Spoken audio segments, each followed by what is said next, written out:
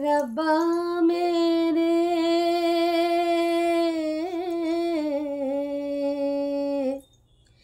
इश्क किसी को ऐसे ना तर पाए हैं, दिल की बात रहे इस दिल में, होठों तक ना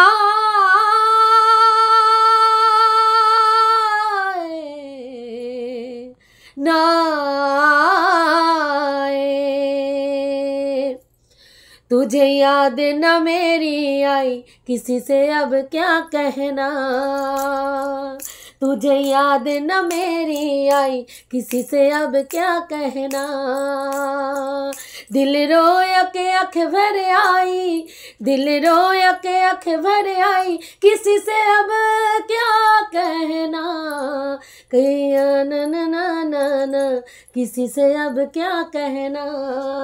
हेलो बंधुरा আমি তনুশ্রী চলে এসেছি একটা নতুন ভিডিও নিয়ে। আর আজকে যাকে নিয়ে কথা বলতে এসেছি সে হচ্ছে না আদার দ্যান আমাদের ওয়াইটি ঢেপি। ঢেপিকে নিয়ে কথা বলতে এসেছি। ঢেপির একটা ভিডিও দেখলাম যেখানে ঢেপির বক্তব্য ভালোবাসা, কার ভালোবাসা না, অবভিয়াসলি আমাদের ওয়াইটির যে সীমাদি রয়েছে, সীমাদির ভালোবাসার বিশ্লেষণ ও করতে বসেছে।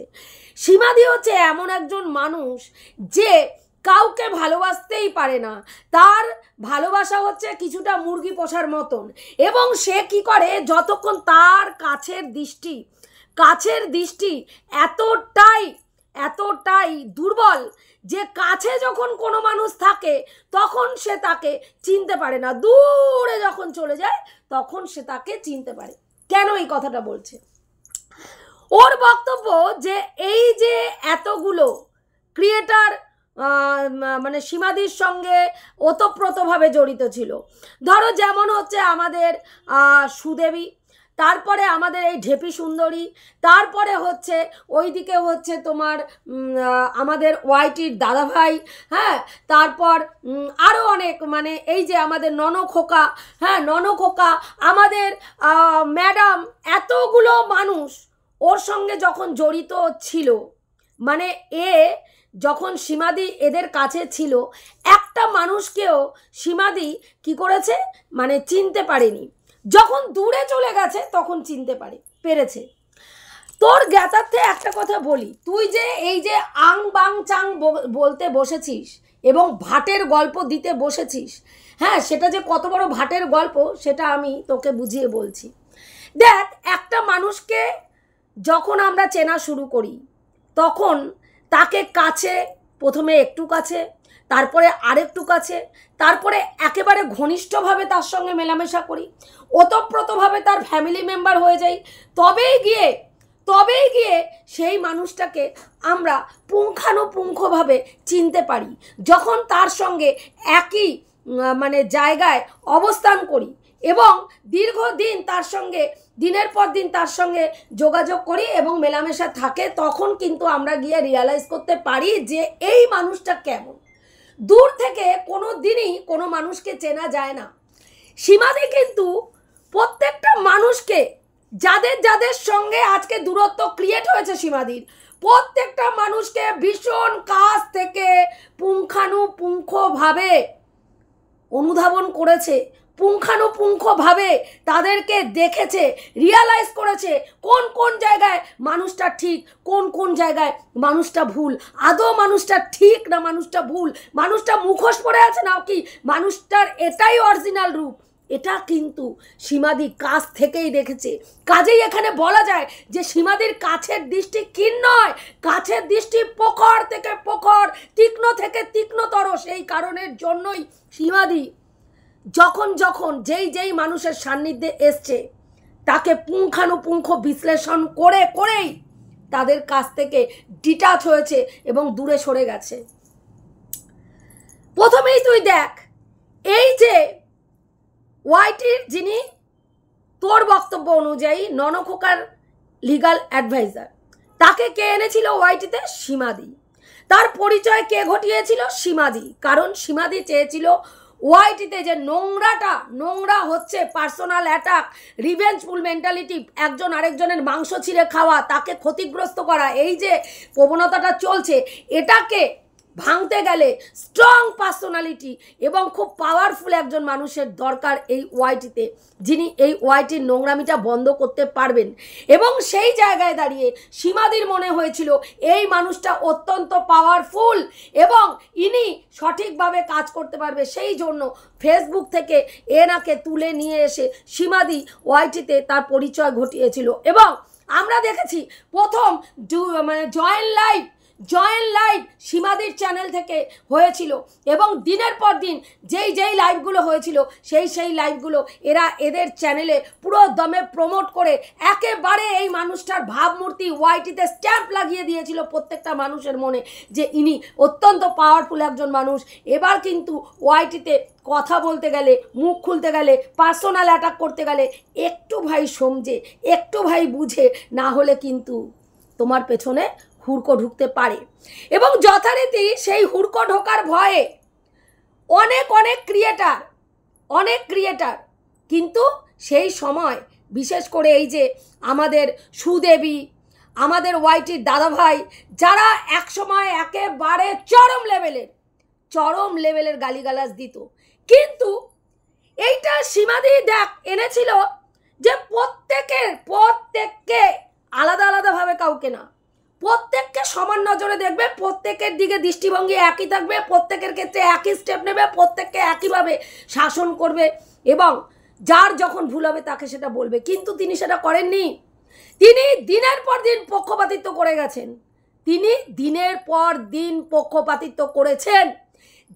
যেখানে তার মনে হয়েছে এই গুটিগুলোকে আমি আমার কাজে লাগাবো, সেই গুটিগুলোর ক্ষেত্রে বা সেই ব্যক্তিগুলোর ক্ষেত্রে উনি স্পিকটি নট থেকেছেন। তারা বাদরামি, ইত্রামি, বজ্জাতি, অসভ্যতামি দিনের পর দিন অন্যান্য ক্রিয়েটারদের নিয়ে করে গেছে, লাইভের পর লাইভ করে গালিগালাজ দিয়ে গেছে, পার্সোনাল অ্যাটাক করেছে, কারো বাচ্চা হয় না বলে তাকে বাজা বলে সম্বোধন করেছে, তার বাচ্চাকে নিয়ে নোংরা থেকে নোংরা কথা বলেছে, তার বাচ্চার জায়গাটা, দুর্বল জায়গাটাকে খামচে আঁচড়ে রক্তাক্ত করেছে।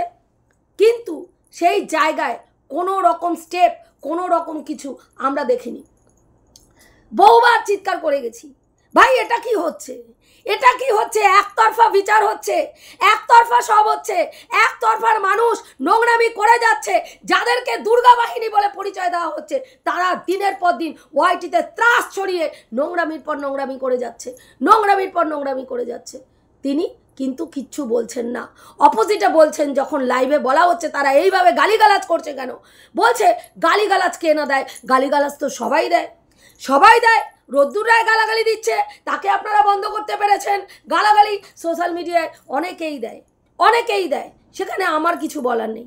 কিন্তু তখন থেকেই কিন্তু আস্তে আস্তে সীমাদিও এই মানুষটাকে চেনা শুরু করেছে যে ভাই এর যদি সুনজরে আমি থাকি তাহলে ভাই আমি যা করব সব কিছু 7 খুন মাফ হয়ে যাবে, আমার কোনো শাস্তি হবে না, আমার নামে কোনো কেস হবে না, কিচ্ছু হবে না।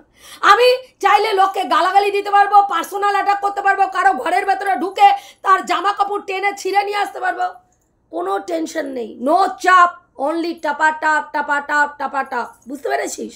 তো তখন থেকেই কিন্তু সীমাদি আস্তে আস্তে চেনা শুরু করলো।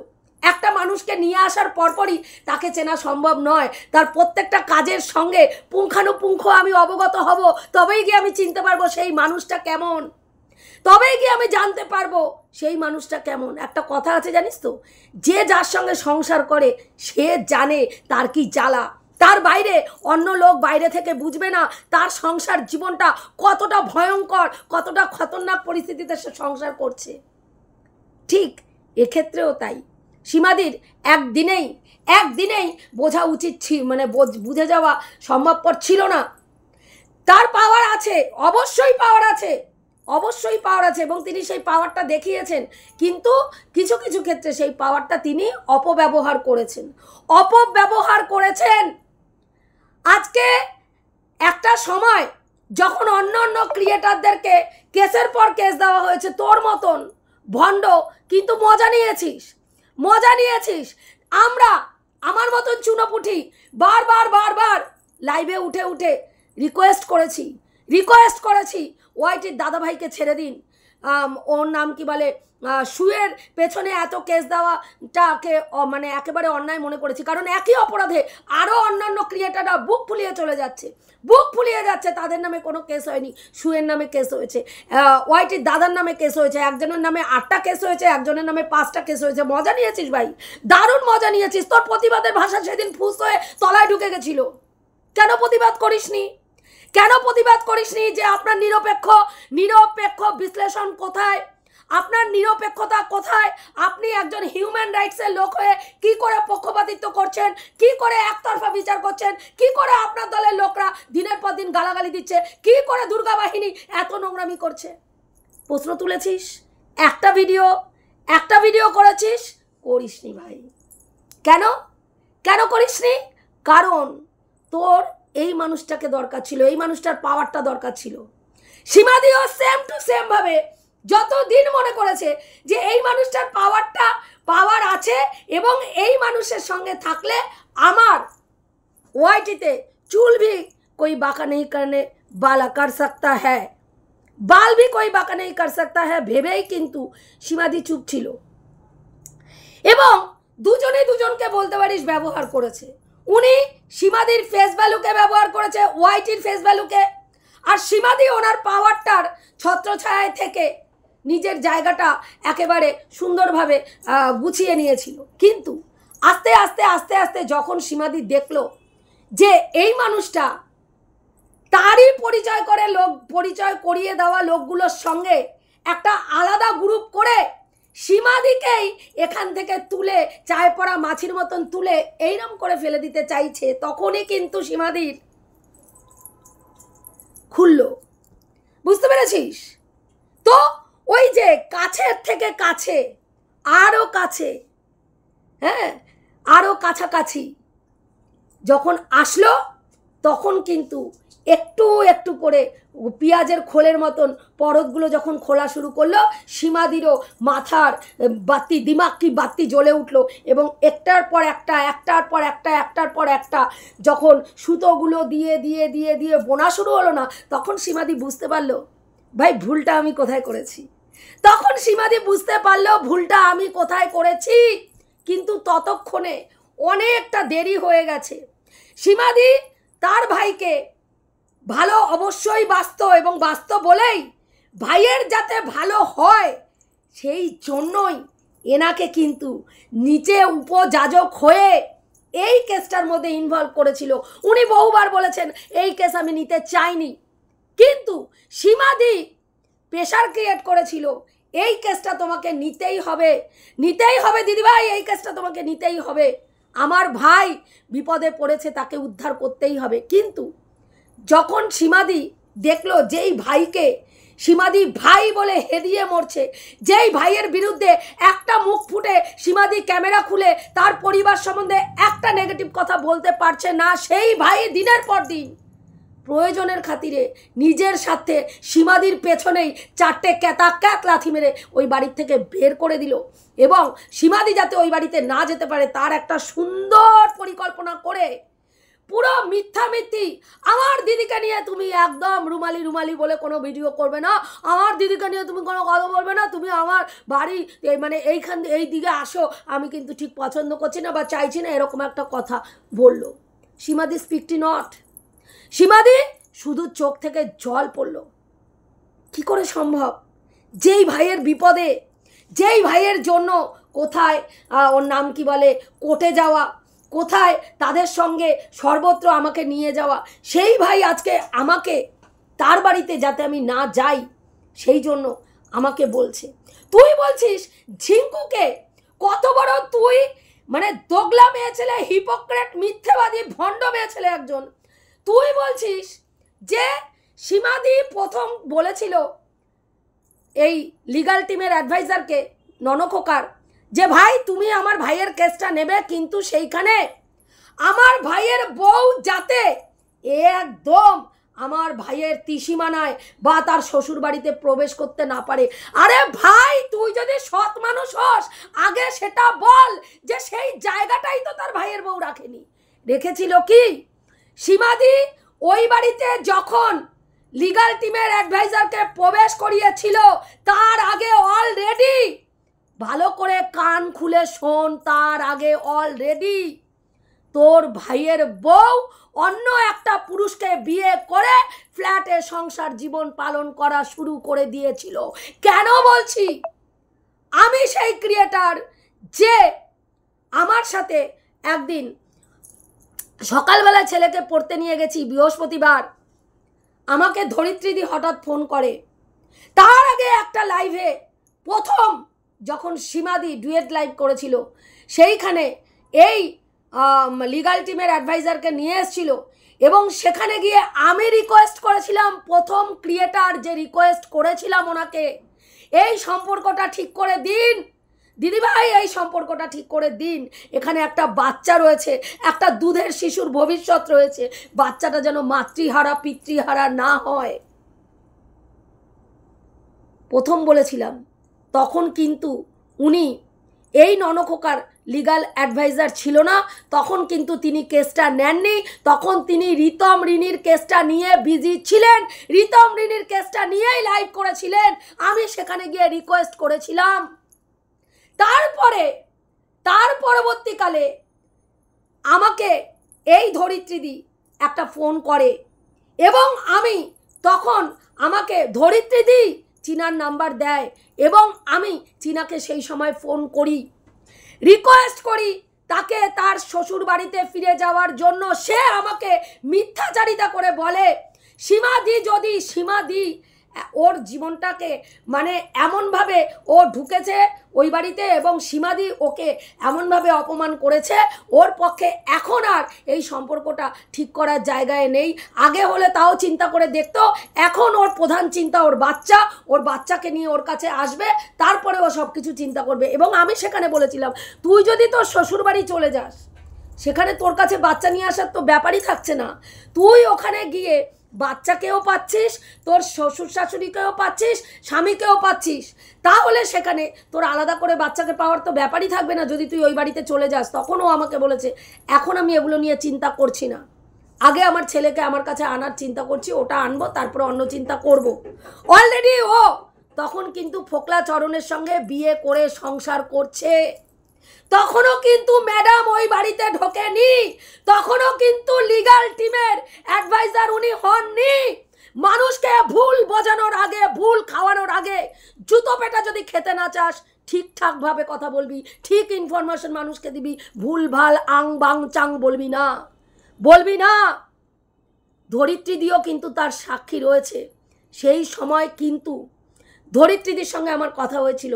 ধরিত্রীদি বলেছিল, তনুশ্রী দেখো, এই কেসটা যদি মানে ভেতর থেকে যদি আমরা মানে দিদিভাইকে দিয়ে সত্যিই যদি ওর সঙ্গে একটা আলোচনায় বসিয়ে রাজি করিয়ে ওকে ওই বাড়িতে ঢোকাতে পারি তাহলে কেসটা কিন্তু মানে মেয়েটা সংসার জীবনটা বেঁচে যাবে, বাচ্চাটাও মা পাবে। ভীষণ খুশি হয়েছিলাম এবং সীমাদি এই ব্যাপারটা যেন না জানে, কারণ সীমাদি কিন্তু চাইছে না যে এইটাও কিন্তু বলেছিল। কিন্তু কথা হচ্ছে সেইটা যে বলেছিল সেইটা তখনই প্রযোজ্য হতো যদি না এই চীনা বিয়ে করতো। অলরেডি সে বিয়ে করে সংসার করে যাচ্ছে ভাই। সেখানে সীমাদি তার লিগাল টিমকে, তার ভাইয়ের লিগাল টিমের ওনাকে রিকোয়েস্ট করলো, ভাই আমার ভাইয়ের বউ যেন এই বাড়িতে না ঢোকে, আর সেটাতে স্ট্যাম্প মেরে দিলি। কি করে হয় ভাই? कैसे खाएगा মানুষ? कैसे लोगों को कैसे खाएगा? क्या बोलेगा तू? হ্যাঁ, অলরেডি সে বিয়ে করে সংসার করছে, অথচ দোষটা কার ঘাড়ে চাপাচ্ছে? পুরো দমে সীমাদির ঘাড়ে চাপিয়ে দিল যে সীমাদির জন্য ও ওই বাড়িতে আর ঢুকবে না। অলরেডি ও বিয়ে করে সংসার করছে। ভাবুন কত বড় মিথ্যাচারিতা করেছে। আর আমার মতন গরু, কত বড় গরু। আমি ভেবেছি যে হ্যাঁ সত্যিই মনে হয় সীমাদির জন্য ও আর ওই বাড়িতে সংসারটা করতে যেতে পারছে না, কারণ সীমাদি সেই সময় মানে খুব কড়া ভাষায় ওকে সমালোচনা করেছিল। এটা অস্বীকার করার কোনো জায়গা নেই। সেইখানে দাঁড়িয়ে সীমাদি কিন্তু ওই ভাইদের বাড়িতে যখন ঢুকলো, যখন দেখলো যে সীমাদি এদের উপকারে কাজে লাগলো, আর যখন সীমাদির কাছ থেকে উপকার নেওয়া হয়ে গেল, সীমাদির পেছনে 4টে লাথি মেরে সীমাদিকেই বাড়ির থেকে বের করে দিয়ে তার থেকে পাওয়ারফুল একজনকে যখন পেয়ে গেল, সীমাদিকে কাট করে দিল। ঠিক যেমনভাবে তুই ততদিনে সীমাদির সঙ্গে বন্ধুত্ব রেখেছিলিস, যতদিন ওয়াইটিতে সীমাদির থেকে পাওয়ারফুল কারো ছত্রছায়ায় তুই যেতে না পেরেছিস। যখনই তুই তার থেকে পাওয়ারফুল একজনের ছত্রছায়ায় চলে গেলি, সেম ভাবে ননখোকার মতনই তুইও সীমাদির পেছনে 4টে লাথি মেরে সীমাদিকে সাইড করে দিলি। সেই কারণের জন্যই এখন বর্তমানে তুই আর তোর ভাই আর দিদি গলায় গলায় হলায় হলায় হয়েছে। কেন জানিস? একই রকম মানসিকতা, একই রকম চিন্তাভাবনা, একই রকম নোংরামি, একই রকম অসভ্যতামি, একই রকম ইত্রামি তোরা দুটো মানুষের মধ্যে রয়েছে। যেই কারণের জন্য ওই ফ্যামিলিটা তোর কাছে এতটা সঠিক পারফেক্ট মনে হয়েছে। উপকারিতা যে মানুষ মনে রাখে না, একটা জিনিস জানবি, উপকারিতা যে মানুষ মনে রাখে না সে মানুষের মধ্যেই পড়ে না। সীমাদিকে তুই উপকার করেছিলিস একদিন, সীমাদি কিন্তু তোর পেছনে যেচে লাগেনি, তোকে একটা কথাও বলেনি, তোর সঙ্গে পায়ে পা দিয়ে ঝগড়া করেনি।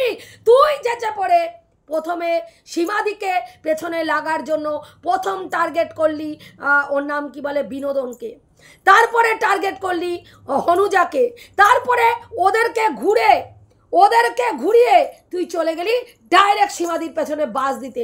কি বক্তব্য? সীমাদি কুত্তা লাগিয়েছে, ওই দুটো কুত্তা ওপার বাংলার থেকে সীমাদিকে কি করছে? পোক করছে। আজকে বলছিস আজকে সীমাদি বলছে সীমাদির পেছনে এই লিগাল টিম, ননখোকার লিগাল টিমের অ্যাডভাইজার যিনি রয়েছেন তিনি কুত্তা লাগিয়েছে, কিছু কুত্তা পুষে রেখেছে, তাদেরকে লাগিয়েছে। তুই বলছিস কি করে হয়? ऐसे कैसे चलेगा? তোমার সময় যখন আমি বলেছিলাম ওপার বাংলার 2জন ক্রিয়েটারকে ওই কুত্তা দুটোকে আমার পেছনে লাগিয়েছো, তুমি বলেছো হ্যাঁ ওরা ওদের নিজের ইচ্ছা অনুযায়ী ওরা কন্টেন্ট করে, সেখানে আমি কিভাবে দায়ী? ওরা ওদের কন্টেন্ট, ওদের চ্যানেল, ওরা কাকে নিয়ে কন্টেন্ট করবে না করবে সেটা একান্ত তাদের ব্যক্তিগত ব্যাপার, আমি সেখানে কিভাবে দায়ী? তাহলে আজকে এখানে যদি অন্য কেউ নয়, আজকে যাদের কথা বলা হচ্ছে তারা দুর্গা বাহিনীর অঙ্গ। ভালো করে বোঝ গাধি, তারা দুর্গা বাহিনীর অঙ্গ। তারা কার ছত্রছায়ায় রয়েছে প্রত্যেকটা ক্রিয়েটার ভালো করে জানে, এবং তার ছত্রছায়ায় থাকার পরে সে লিডারশিপ চালাচ্ছে। তারপরে সেইখানে দাঁড়িয়ে তারা নোংরা থেকে নোংরা গালিগালাজ, নোংরা থেকে নোংরা ব্যক্তিগত আক্রমণ দিনের পর দিন করে যাচ্ছে। তাহলে ভাই সেখানে তো বলতেই হবে, তাই না? কিন্তু তুই তো বলতে পারবি না, কারণ তোর টুটিটাও ওইখানে আটকানো রয়েছে। আং বাং চাং বললেই তোর পাছায়ও একটা হুড়কো ঢুকে যাবে। তো চাটুকারিতা তুই করছিস, কর না ভাই, কর, কেউ না করেনি। তুই বলছিস যে সীমাদি কেন এই চীনাকে ওই বাড়িতে ঢুকাতে চায়নি, কারণ সীমাদি খাল কেটে কুমির আনার কথা চিন্তা করছিল। সীমাদি খাল কেটে কুমির আনার কথা কোন সেন্সে বলেছে, কাকে বলেছে, সমস্ত ওয়াইটি বুঝতে পেরেছে। তোর মতো নিতরের জাত ছাড়া বাদ বাকি সবাই বুঝতে পেরেছে, তুইও বুঝতে পেরেছিস। কিন্তু সেটা বললে হবে না, তোকে অন্যটা খাওয়াতে হবে ভিউয়ার্সদেরকে। তুই কি বলছিস? সীমাদি খাল কেটে কুমির আনার চিন্তা তখনই করে ফেলেছিল। এই ঝিঙ্কুকে ঢুকানোর জন্য সীমাদি তখন একটা প্লটিং করছিল যে ঝিঙ্কুকে ঢোকাবো, ভাইকে আমার হাতে রাখবো, ঝিঙ্কুর সঙ্গে যা হবে আমি জানবো, এবং তারপরে ভাই যদি কোনো ব্যাগরবাই করে তখন ভাইকে ওটা দিয়ে আমি কালো মেল করব। কিন্তু ব্যাপারটা কিন্তু সেটা ঘটেনি। ঘটেছে কি, যিনি এই যে খাল কেটে কুমিরের কথা বলছি ঝিঙ্কু মামুনি, সেই ঝিঙ্কুকে যিনি নিয়ে এসছেন তিনি নিজে অন লাইভে বলেছেন ভাই ঝিঙ্কুকে আনা একটা প্লটিং ছিল, যেটা আমি করেছি, প্ল্যানিং করে এই ঝিঙ্কুকে আনা হয়েছিল। এবং এই ঝিঙ্কুর ব্যাপার একমাত্র ঢেপি সুন্দরী ছাড়া ওআইটিতে কেউ জানতো না। ঢেপি জানতো আর আমি জানতাম, ঢেপি জানতো, আমি জানতাম, ঢেপি জানতো, আর কেউ জানতো না। সীমাকে বলিনি কারণ ওর পেট পাতলা, ওকে বললে ও আগেই এই প্ল্যানটা ফাঁস করে দিত। আজকের ডেটে বলছিস যে ঝিঙ্কুকে খাল কেটে সীমাদি ঢুকিয়েছে। ভাই তুই মানে আমি ভাবি তুই কত বড় বজ্জাত। মানে 9কে 6 আর 6কে 9 আর হয়কে 9, 9কে হয় কি করে করতে হয় তোর মতন ইতরের ভিডিও দেখলে সেটা পরিষ্কার বোঝা যায়। তুই মহাকালের ভক্ত, সত্যম শিবম সুন্দরম, একদম তোর মুখে মানায় না, বিশ্বাস কর। তুই যখন মহাকালের ভক্ত বলিস না গাটা গুলিয়ে ওঠে, পাক দিয়ে ওঠে, কারণ আমিও মহাকালের ভক্ত, বুঝতে পেরেছিস? সেই জন্য না গাটা পাক দিয়ে ওঠে যখন তুই বলিস সত্যম শিবম সুন্দরম, সত্যই শিব হ্যাঁ, শিবই সত্য, যখন বলিস তখন গা গুলিয়ে ওঠে মিথ্যের পর মিথ্যে বলে। তুই সীমাদি চীনার কোনোদিনও ভালো চায়নি, মেনে নিলাম সীমাদি চীনার কোনোদিনও ভালো চায়নি। সীমাদি বলেও নি যে ভাই আমি একেবারে মেয়েটার বিশাল ভালো চেয়েছিলাম। হ্যাঁ, সীমাদি চীনার ভালো চাইনি, তুই চেয়েছিলিস কি না? যখন স্কিন ডিজিজ হয়েছিল তখন আমি বলেছিলাম ভাই তুমি স্কিনের ট্রিটমেন্ট করো, আমি বলেছিলাম আমার মেয়ের মতন। ভাই ওই জন্যই দিল্লিতে কার সঙ্গে যাচ্ছে, ওর মায়ের সাথে যাচ্ছে না সেখানে ফোকলাচরণ আছে দেখার জন্য কাউকে পাঠিয়ে দিয়েছিলাম ভিডিও করে, ভাই আমাকে পাঠাও, আমি লোককে দেখাতে চাই এই মেয়েটা কতটা অসতী, কতটা দুশ্চরিত্র। হ্যাঁ, খোসলাতে আমি ফোন করেছিলাম যেচে পড়ে যে ওখানে ও যে ওই যে বলেছিল ফ্রিজের সঙ্গে টিভিটা ফ্রি দিয়েছে সেটা সত্যি না মিথ্যা, কতটা জল মেশানো আছে সেটা জানার জন্য আমি ফোন করেছিলাম। আমি ভাই সুরাটে ফোন করিয়েছিলাম, কার সাথে গেছিল, ওর সাথে কে ছিল, কোনো পুরুষ ছিল নাকি ওর মা আর ওই গেছিল। আমি চীনার ভালো চেয়েছিলাম ভাই, স্কিন ডিজিজ যখন হয়েছিল আমি বলেছিলাম ডাক্তার দেখাও। ভাই রে ভাই, তোর মতন ওয়েল ভিসার, তোর মতন শত্রুও যেন কোনো মানুষের না জোটে। ওয়েল ভিসার তো দূরস্থ, তোর মতন শত্রুও যেন কোনো মানুষের না জোটে। তুই এতটাই বিষাক্ত একজন জিনিস, যে তোর সান্নিধ্যে থেকেছে তারা বুঝে গেছে তুই কি জিনিস, বুঝতে পেরেছিস? আর যেগুলো বোঝেনি জানবি সেগুলো কোনো না কোনো স্বার্থে তোর সঙ্গে এখনো জুড়ে রয়েছে, কোনো না কোনো স্বার্থে। তুইও কোনো স্বার্থে তাদের সঙ্গে জুড়ে রয়েছিস আর তারাও কোনো স্বার্থে তোর সঙ্গে জুড়ে রয়েছে, বুঝতে পারলি? এবার সেখানে গিয়েই কিন্তু সীমাদি যখন দেখলো যে এই ফ্যামিলিটা উপকারিতা স্বীকার করে না, এবং তার দিদি বলে গেছিল যে পাত্রে খায় সেই পাত্রেই ছেদ করে, যে উপকার করে, যে অন্ন যোগায় তারই ক্ষতি এরা করে। 2 2 + 2 = 4 সীমাদি মিলাতে পেরেছিল, এবং সেই দিনকেই দিমাগকে বাতি জ্বালিয়ে সীমাদি বুঝে গেল ভাই এরা কি চিজ। বুঝতে পেরেছিস? সেদিনকে সীমাদি বুঝতে পেরেছিল এবং বুঝলো যে এরা আমাকে মেয়ে করলেও না তো এরা আমাকে মেয়ে ভাবে, না তো এরা আমাকে এদের ফ্যামিলি মেম্বার ভাবে, না তো এরা আমাকে সম্মান করে, এরা জাস্ট আমাকে ইউজ করে। সেই কারণে সীমাদি কিন্তু সেদিন থেকেই রিয়ালাইজ করতে পারলো যে যাকে ভাই বলে ডেকে যাচ্ছে, আর সেই ভাইয়ের লিগাল টিম যাকে বিশ্বাস করে ভাইয়ের জীবনে ঢুকিয়েছিল, সেই লিগাল টিমই সীমাদিকে দায়িত্ব নিয়ে চায়ে পড়া মাছির মতন তুলে ফেলে দিয়েছে ভাই। তারপরেও সে ভালোবাসা দেখাবে, অনেক দিন ভালোবাসা দেখিয়েছে, বিশ্বাস কর। যেই সময় তোরা পুরো দমে ননখোকার আর চীনার ট্রেন্ডিং টপিকটা চলছিল, হট টপিক ওয়াইটিতে ছিল, সেই সময় 3 মাস সীমাদি ভিডিও বন্ধ রেখেছে।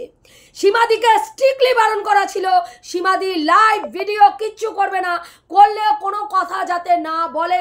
যখনই সীমাদি কোনো ব্যাপারে আলোচনা করতে বসেছে টপ সীমাদির কাছে ফোন এসছে, দেন সীমাদিকে টপিক চেঞ্জ করে হয় লাইভ বন্ধ করতে হয়েছে, নাহলে ভিডিও বন্ধ করে এন্ড করে দিতে হয়েছে। তোরা কিন্তু ইনকাম করেছিস, ভাইকে প্রচুর ভালোবাসিস ভাই, একদিনও মনিটাইজেশন অন ছাড়া ভিডিও না করে দারুণ ইনকাম করেছিস। একদিনও ভিডিও বন্ধ করিসনি, কিন্তু সীমাদি 3 মাস নিজের চ্যানেলটার পুরোদমে ক্ষতি করে ইনকাম বন্ধ করে দিয়ে দিদির কর্তব্য, দিদির দায়িত্ব পালন করে গেছে। কিন্তু যখন দেখেছে তারপরেও ভাই প্রায় এসে, আমি কিন্তু বলে দেব কে কত সতী, আমার কাছে সব প্রমাণ আছে, সব কিন্তু জানিয়ে দেব কে কত সতী, কে কোথায় কোথায় কি করিচ্ছে সব বলবো। যখনই ভাইয়ের ভিউজ কম হয়েছে তখনই টুকুস করে এসে পুকুস করে সীমাদিকে একটা করে চিমটি কেটে চলে গেছে। সীমাদি চুপ, সীমাদি চুপ। অনেকেই বলেছে সীমা দরকার নেই, বাদ দাও, এইসবের মধ্যে জড়িও না, তুমি তোমার মতন ভিডিও করো। তারপরেও টুকুস করে এসে পুকুস করে ভাই একটা চিমটি কেটে চলে গেছে, কারণ ভাইয়ের কন্টেন্ট দরকার। সীমা মুখ খুলবে, ভাইয়ের জমবে, ভাইয়ের ইনকাম হবে। সীমাদি কিন্তু চুপ থেকেছে।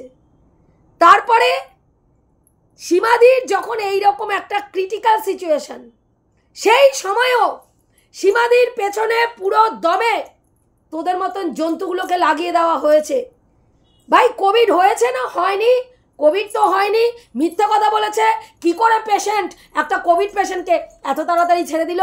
কোভিড ছড়াচ্ছে, ওখানে যাচ্ছে, স্যানিটাইজার করছে না, মাস্ক পরছে না। ভাই কোভিড পেশেন্ট কি করে হেঁটে হেঁটে ঘরের ভেতরে গেল? কি করে এত তাড়াতাড়ি সুস্থ হলো? হ্যাঁ, ওখানে আইসিসিউতে আছে না আইসিইউতে আছে? আইসিসিউ না আইসিইউ? ভাই তুই গেলি না কেন? ভাই গেলি না কেন? হ্যাঁ, তুই তো খবর নিয়েছিস, তুই বলেছিলিস কেপিসিতে আমি খবর নেব কোভিডের ট্রিটমেন্ট হয় না। যখন দেখলি হ্যাঁ ওখানে কোভিডের ট্রিটমেন্ট হয়, তখন চুপ করে গেলি না কেন? যে গিয়ে জেনে আসতে পারতিস তো সে আইসিসিউতে আছে না আইসিইউতে আছে, কত টাকা খরচা হয়েছে, কত টাকা খরচা হয়নি। তোর মেরুদণ্ড এতটাই সোজা, তুই ভাই গোল্ড লোন নিয়েছিস, নিয়ে তোর মায়ের ট্রিটমেন্ট চালিয়েছিস। যে জবের থেকে ইনকাম করতে পেরেছিস তবের থেকে স্বামীর কাছ থেকে টাকা নিসনি। আর আমি এমন একটা মানুষ, জবের থেকে এই বাড়িতে এসেছি, কোনোদিনই স্বামীর কাছ থেকে চেয়ে 1 টাকা নেইনি, কোনোদিনই নেইনি। বুঝতে পেরেছিস? তোদের মতন প্রত্যেক মাসেও পেমেন্ট পাই না। সামান্য কিছু টাকা ব্যাংকে আছে, সেই টাকাটা দিয়েই চলি। এবং বর্তমানে একটা কাজ করি, সেখান থেকে যেটা আর্নিং করি তার ওপরে, তার বেসিসে আমি চলি। আমার সমস্তটা চলে। আমার ছেলের আদর আবদার যেটুকু আমার কাছে করে সেটা প্রয়োজনগুলো মেটানোর চেষ্টা করি। টিচারের একটা মায়না পেমেন্ট করি। আমার ওর নাম কি ওয়াইফাইয়ের টাকা থেকে শুরু করে মোবাইলের কার্ড থেকে শুরু করে সমস্তটা আমারটা আমি করি। কিন্তু গাবাতে আসি না তোর মতন। হ্যাঁ, তোর মায়ের জন্য মানে গোল্ড লোন নিয়েছিস, কারণ তারপরে তার ফিজিওথেরাপি এবং তার 2টো আয়ার খরচা চালানোর একটা হিউজ পরিমাণ টাকা। একদম ঠিক বলেছিস। তাহলে আজকে সীমাদিও তার স্বামীকে সুস্থ করে নিয়ে এসেই সেখানে এন্ড হয়ে যায়নি, সেখানেও তাকে এখন আরও অনেক টাকার প্রয়োজন। তার স্বামীর সুস্থতা থাকার জন্য সেখানে তার ভালো পথ্য দরকার, তার ট্রিটমেন্ট অনুযায়ী ওষুধ দরকার, তার রেস্ট দরকার, তাকে পরিশ্রম করতে না দেওয়া দরকার। সেগুলোর জন্য রীতিমতন ভালো টাকা দরকার। কারণ সেই কারণের জন্য সীমাদিকে বর্তমানে সীমাদির কন্টেন্টের খাতিরে যেখানে যেখানে মুখ খোলার দরকার সেখানে তাকে মুখ খুলতে হবে। তুই বলছিস সীমাদি ইচ্ছাকৃত কেস খেতে চাইছে, কেস খেলেই সীমাদি ক্রাউড ফান্ডিং করবে, ক্রাউড ফান্ডিং করলেই সীমাদি কি করবে, লোকের কাছে ক্রাউড ফান্ডিং করবে, লোকে টাকা দেবে এবং ওই কেসটার জন্য তারপরে যেই কেসটা হয়ে যাবে, টাকা তোলা হয়ে যাবে, তখন কি করবে, মানে ওই ননখোকা লিগাল টিমের কাছে হাত পা ধরে ক্ষমা টমা চেয়ে নেবে। নেওয়ার পরে তারপরে আপনারা কি করবেন, আপনারা যে টাকাটা দিয়েছেন সেই টাকাটা তো আপনারা ফেরত পাবেন না। মানে তুই সব একেবারে সুন্দর করে গুটি কোনটার পর কোনটা সাজিয়ে খেলবি ঠিক করে রেখেছিস। তা তুই একা খেলার জন্য তো বসে নেই, অন্য অন্য ক্রিয়েটারদেরও বোধ বুদ্ধি আছে, দিমাগ কি বাত্তি আছে। হ্যাঁ, সীমাদি কি করবে দেখ আগে, তারপরে মুখটা খোল, তারপরে হাগ, তারপরে বমি কর। যাই হোক বন্ধুরা, এইটুকুই বলার ছিল। আমি যে কথাগুলো বললাম ঠিক বললাম না ভুল বললাম অতি অবশ্যই কমেন্ট করে জানিয়ে রাখছি। দেখা হবে নেক্সট ভিডিওতে।